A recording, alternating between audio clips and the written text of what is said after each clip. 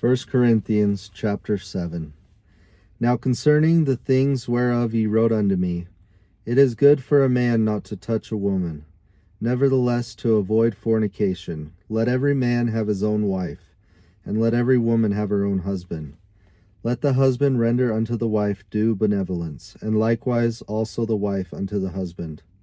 The wife hath not power of her own body, but the husband. And likewise also the husband hath not power of his own body, but the wife. Defraud ye not one the other, except it be with consent for a time, that ye may give yourselves to fasting and prayer, and come together again, that Satan tempt you not for your incontinency. But I speak this by permission, and not of commandment. For I would that all men were even as I myself. But every man hath his proper gift of God, one after this manner, and another after that. I say therefore to the unmarried and widows, it is good for them if they abide even as I. But if they cannot contain, let them marry, for it is better to marry than to burn. And unto the married I command, yet not I, but the Lord, let not the wife depart from her husband.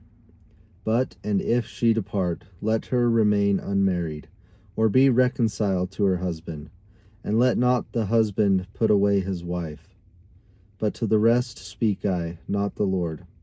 If any brother hath a wife that believeth not, and she be pleased to dwell with him, let him not put her away. And the woman which hath an husband that believeth not, and if he be pleased to dwell with her, let her not leave him. For the unbelieving husband is sanctified by the wife, and the unbelieving wife is sanctified by the husband. Else were your children unclean, but now are they holy. But if the unbelieving depart, let him depart. A brother or a sister is not under bondage in such cases, but God hath called us to peace. For what knowest thou, O wife, whether thou shalt save thy husband? Or how knowest thou, O man, whether thou shalt save thy wife? But as God hath distributed to every man as the Lord hath called every one, so let him walk, and so ordain I in all churches. Is any man called being circumcised? Let him not become uncircumcised. Is any called in uncircumcision? Let him not be circumcised. Circumcision is nothing, and uncircumcision is nothing, but the keeping of the commandments of God. Let every man abide in the same calling wherein he was called. Art thou called, being a servant?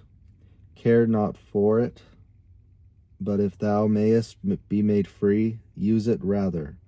For he that is called in the Lord, being a servant, is the Lord's free man.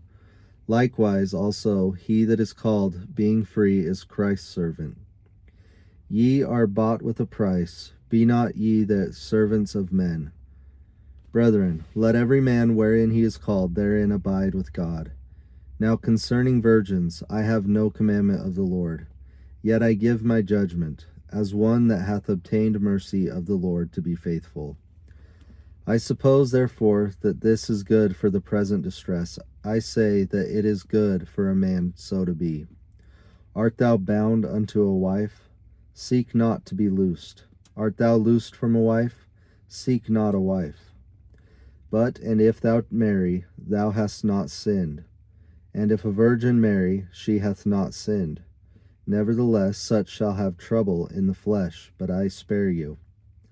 But this I say, brethren, the time is short. It remaineth that both they that have wives be as though they had none, and they that weep as though they wept not, and they that rejoice as though they rejoice not, and they that buy as though they possessed not, and they that use this world and not abusing it, for the fashion of this world passeth away. But I would have you without carefulness. He that is unmarried careth for the things that belong to the Lord, how he may please the Lord. But he that is married careth for the things that are of the world, and how he may please his wife. There is a difference also between a wife and a virgin. The unmarried woman careth for the things of the Lord, that she may be holy both in body and in spirit. But she that is married careth for the things of the world, how she may please her husband. And this I speak for your own profit, not that I may cast a snare upon you, but for that which is comely, and that ye may attend upon the Lord without distraction. But if any man think that he behaveth himself uncomely toward his virgin, if she pass the flower of her age, and need so require, let him do what he will, he sinneth not. Let them marry. Nevertheless, he that standeth steadfast in his heart, having no necessity, but hath power over his own will, and hath so decreed in his heart that he will keep his virgin, doeth well. So then he that giveth her in marriage doeth well, but he that giveth her not in marriage doeth better. The wife is bound by the law as long as her husband liveth. But if her husband be dead, she is at liberty to be married to whom she will, only in the Lord. But she is happier if she so abide, after my judgment, and I think also that I have the Spirit of God.